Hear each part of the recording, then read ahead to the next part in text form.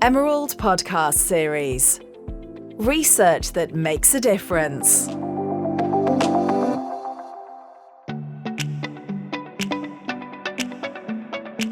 Brazil is a complex and diverse country that every year attracts more than 6 million tourists from all over the world. Leisure tourism, which focuses on the sun and beach segment of the market, along with ecotourism in the Amazon rainforest region and cultural and historical tourism throughout the country, remain prominent parts of Brazil's tourism industry. Despite these natural and cultural resources, many critical issues have hindered the development of tourism in the country. In today's episode, I'm speaking with Gui Lohmann, Mariana de Freitas Kello, and Veronica Feder-Meyer, who have co-authored, along with nearly 20 other contributors, an important article titled Tourism in Brazil, From Politics, Social Inequality, Corruption, and Violence Towards the 2030 Brazilian Agenda. The article provides an overview of Brazil as a tourism destination and outlines the challenges that the industry faces. I think it'd be helpful for our listeners if, Guy, maybe you could begin by giving a brief introduction to the article before we dive into it. I'm wondering what you were seeking to convey in bringing together so many researchers. Well, I don't know what I can speak on behalf of the other 20 plus authors, but I think in many aspects there is a combination of a sense of frustration. A sense of frustration because with all the potential that the country has, in terms of the territory, in terms of the beauties, the geographical variety of landscape and fauna and flora, the very long coast, and the fact that it's a very big country from an economic point of view, Brazil is still struggling to maintain and attract, not just to maintain, but to attract more than, 6.5, 7 million international tourists every year.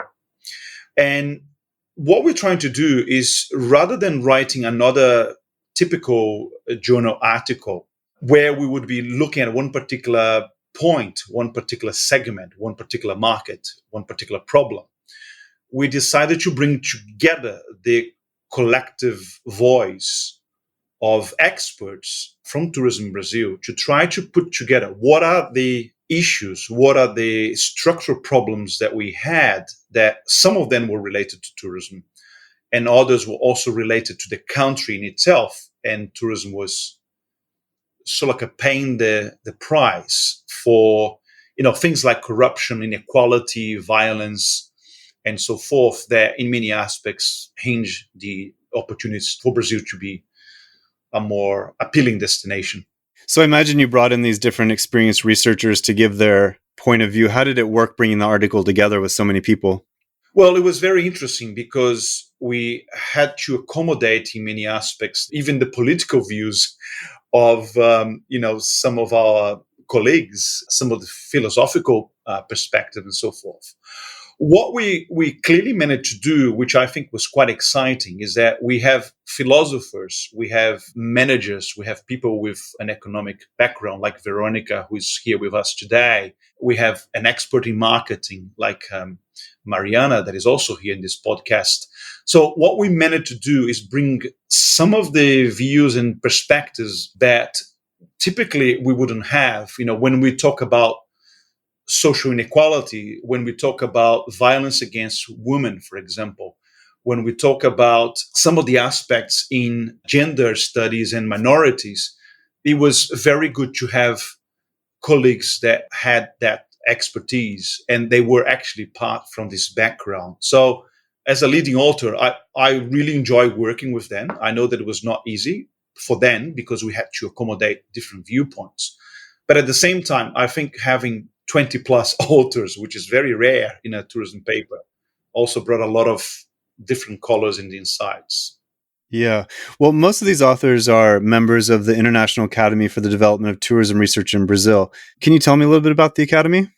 Yeah, sure. I can start. And I would love to bring Veronica, who is the current vice president, at some point. The Academy started about 10 years ago. In fact, we're celebrating this year in 2021 our 10th anniversary. I came back from a conference in Brazil, and on the way on the plane back to Australia, I got this sense of frustration that it was very obvious there was a divide from let me put it this way, the founding academics of tourism research in Brazil. And they did an amazing job in so many ways. But one of the things that were lacking were a better way to connect the research that they were doing with the broader international literature, with the academics from other institutions and so forth.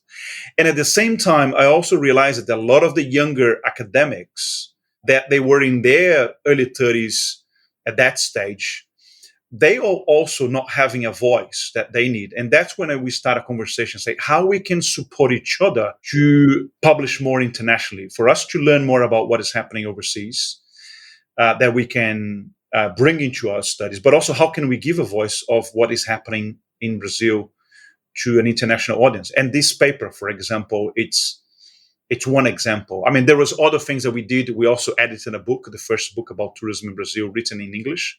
But there's been a number of other publications, which I'm actually also involved with Veronica and Mariana. But I would love to hear from Veronica's perspective, because she's the current vice president of Abratur.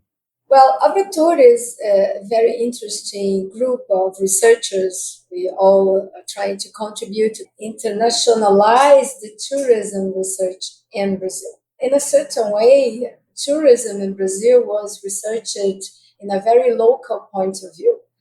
We have a lot of tourism, for example, tourism journals. They are local, but we have for a very long time this difficulty in sending our voice and sending our research to other parts of the world.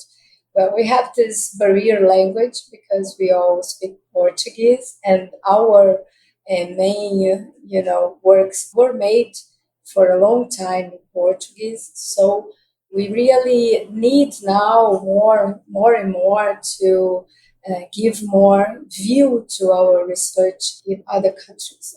Well, I hope this podcast is a step in that direction of reaching a larger audience. That was one of the reasons that I wanted to do this, because I saw this, this article about Brazil, which is very particular, and then also the Portuguese language. So I think it's great that we're reaching out to a larger community in English and discussing these things.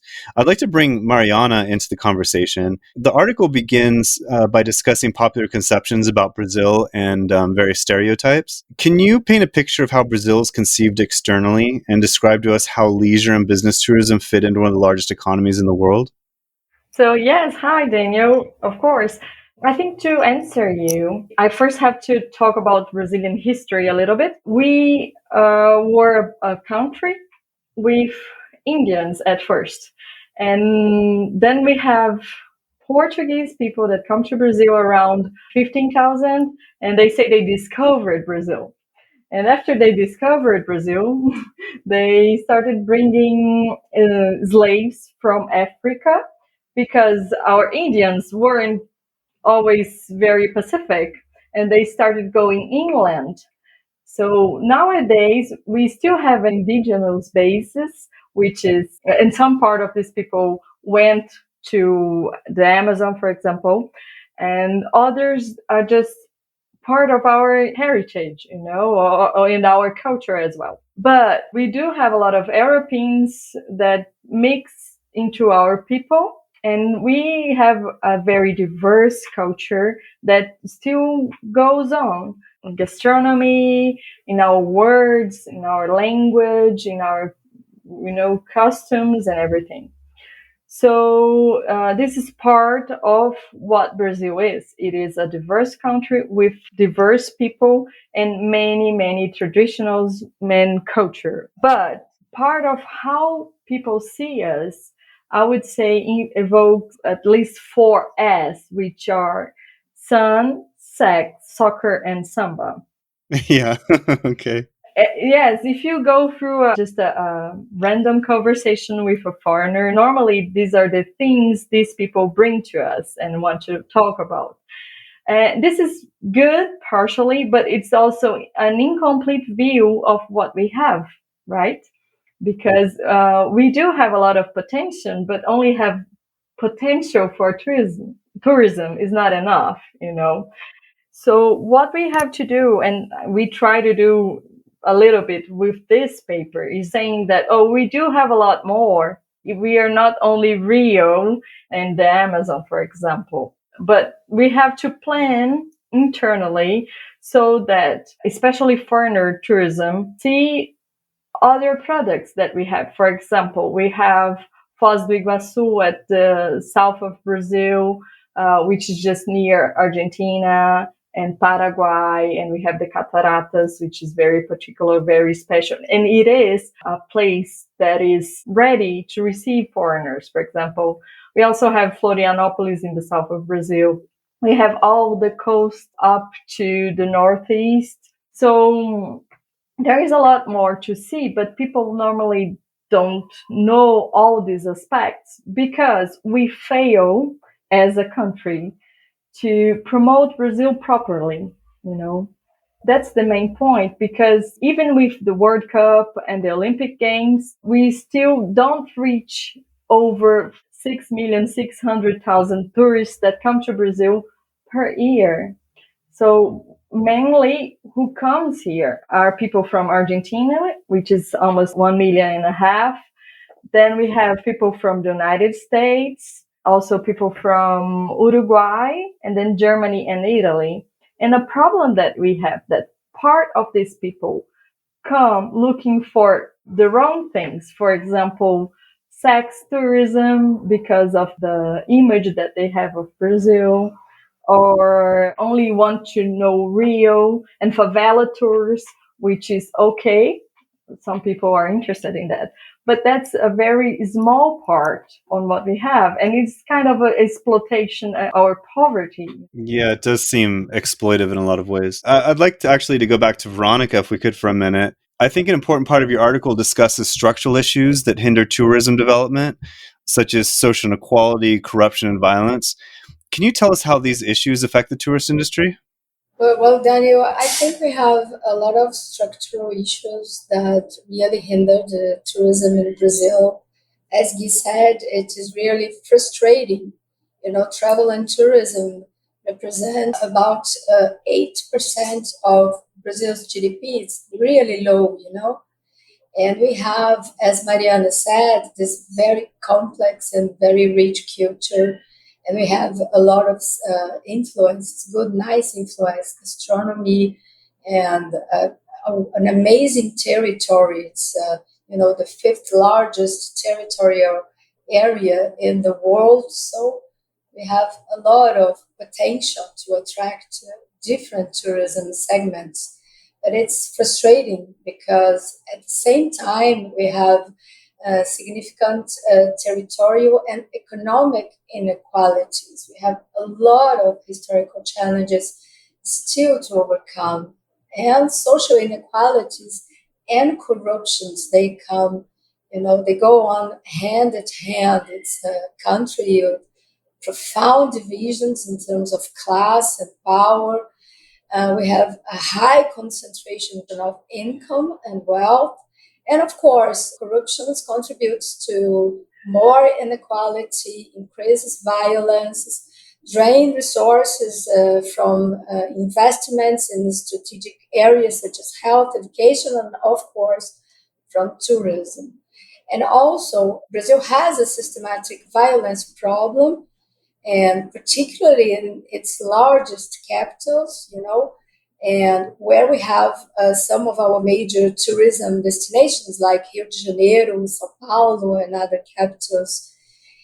And I would say that sadly, we still have a lot of machismo, homophobia, and racism in Brazil. It persists in Brazil. It's really sad. For instance, Brazil is the second most dangerous country in the world for women to travel alone. Oh, wow, I didn't know that. So it's really, really sad. But, we have some other structural issues, I would like to mention, international tourism is very low in Brazil, really very low. We never reached 7 million international arrivals. And we have some structural factors like distance from the main markets. We have this huge language barrier because we speak Portuguese, and more than 90% of our population speaks only Portuguese. Even Spanish is not taught regularly in our schools. This really affects the country's competitiveness.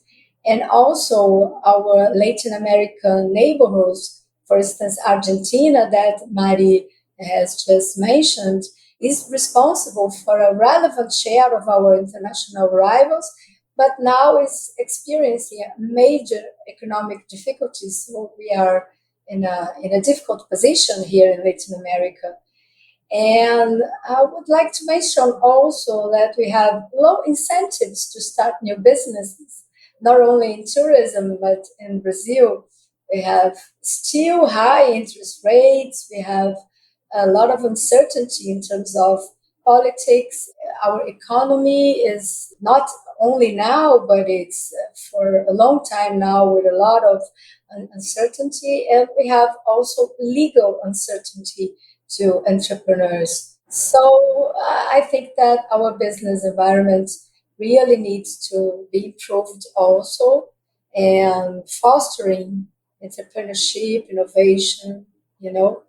Well, you've had in the last decade significant sporting events. You had the 2014 FIFA World Cup and then the 2016 Olympics, which are major worldwide events. How were these events used to diversify the traditional image of Brazil, and were they successful?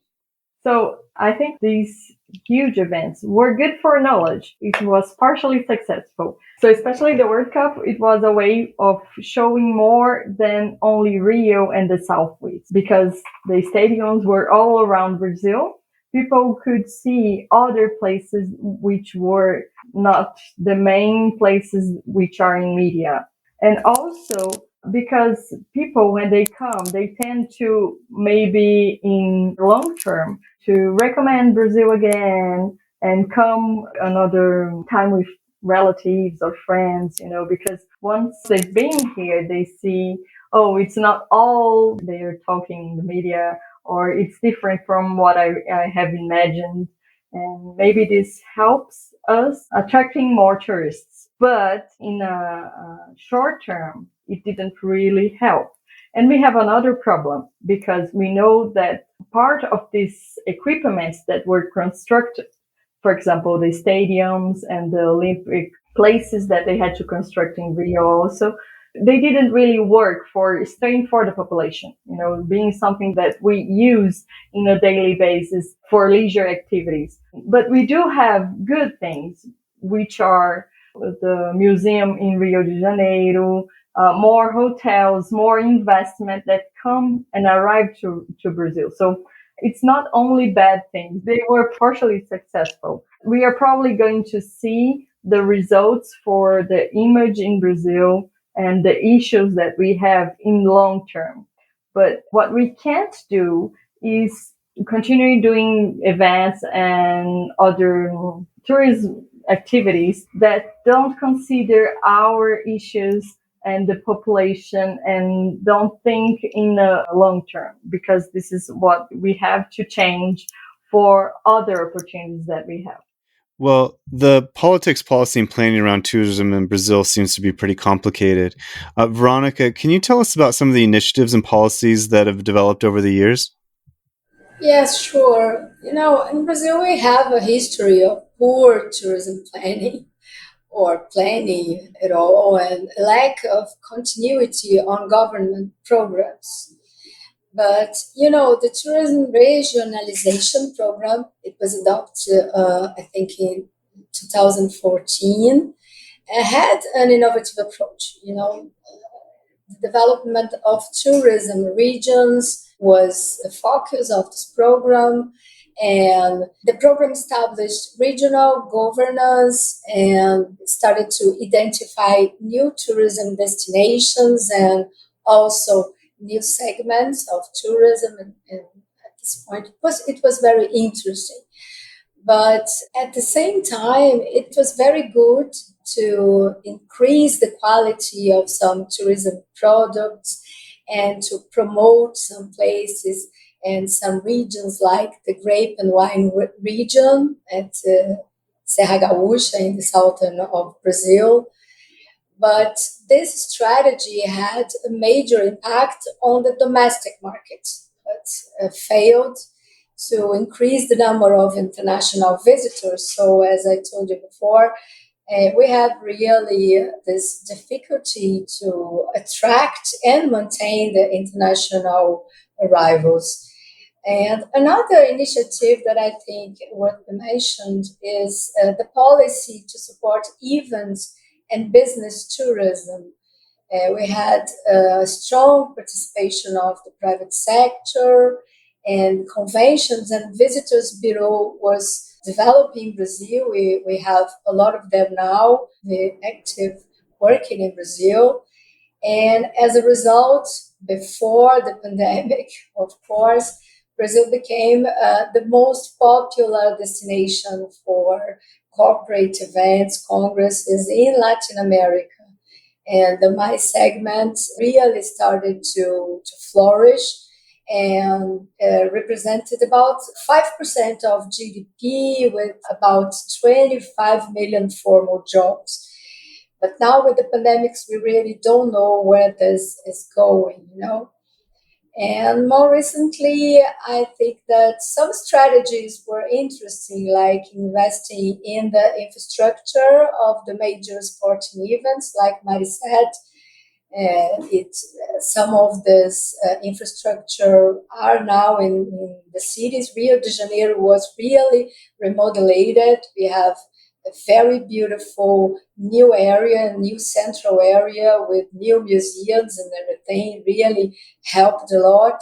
But it still needs to be taken care of, especially now when we see the effects of the pandemic. Also, the government eliminated the visa requirements for some international markets. I think these are some progress, but we are still far from what we can really do.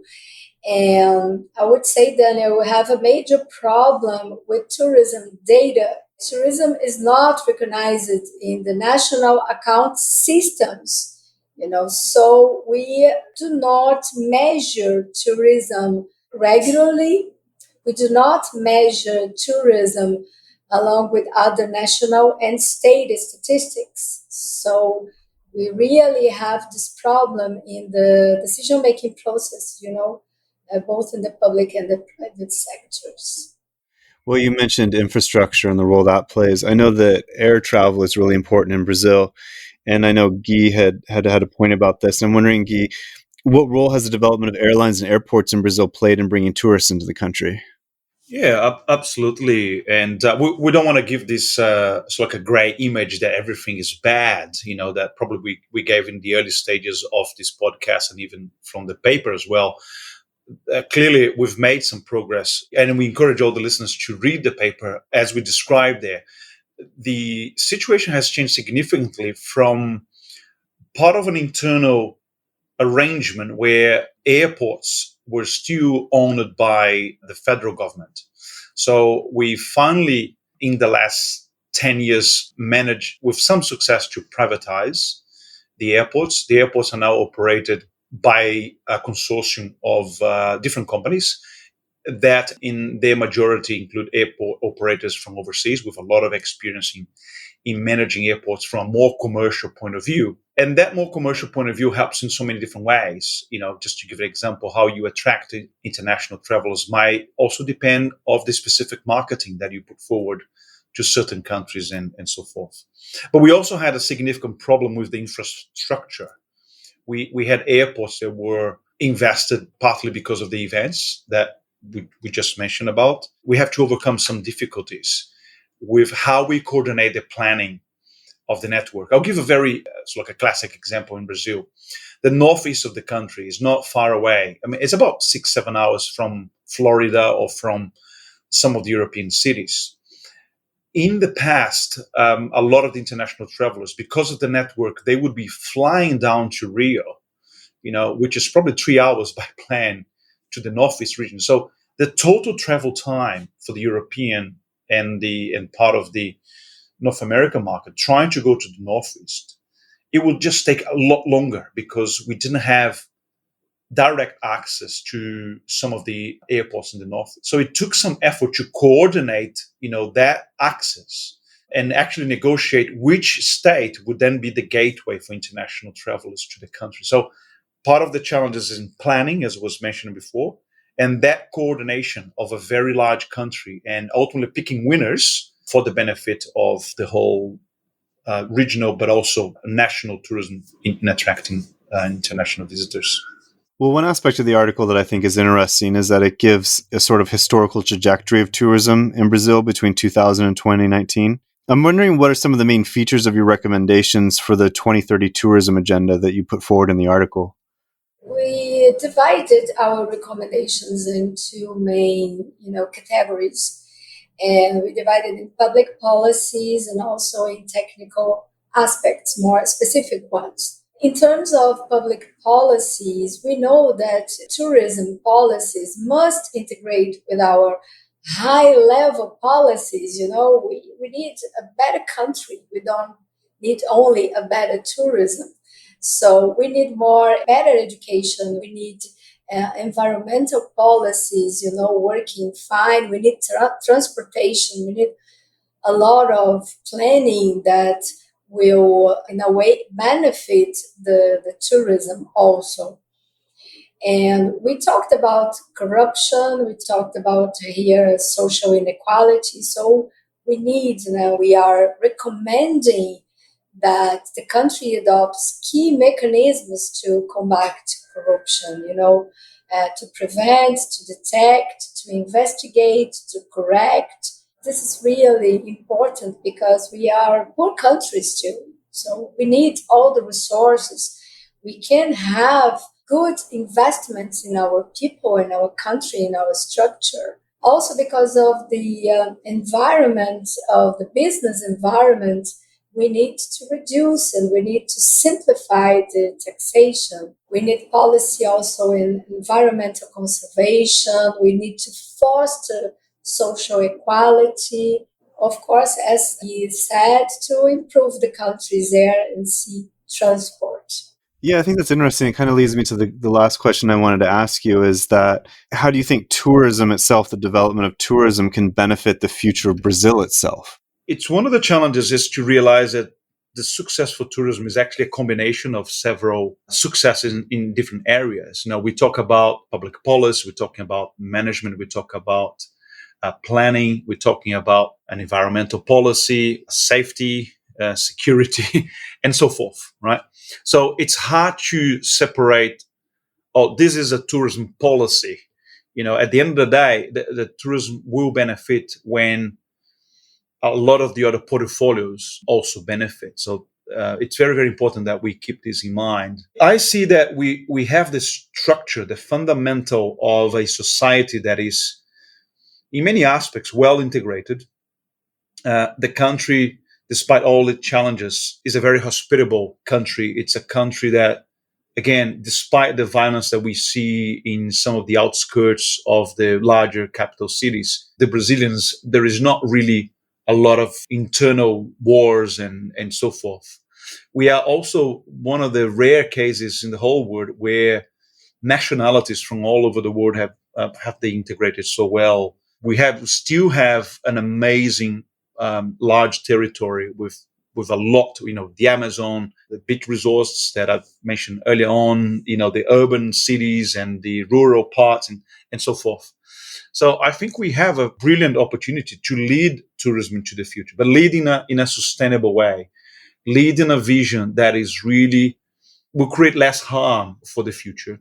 At the same time, we have so many fundamental structural problems that they have to be addressed that we can be successful. I do hope that we have a change in the future. It's a bit not very positive with the current federal government and some of the policies that they are reverting the progress of the last 15, 20 years. It's unfortunately.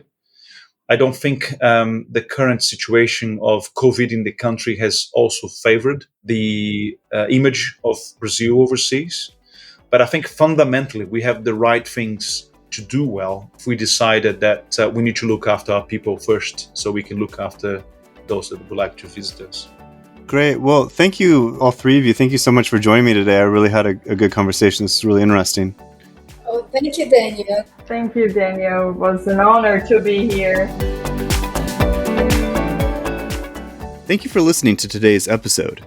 You can find a transcript of our conversation, as well as a link to the article and more information about our guests on our website. I'd like to thank Emma Ferguson and Madison Kopfler for their help with today's episode, and Alex Jungius of This Is Distorted.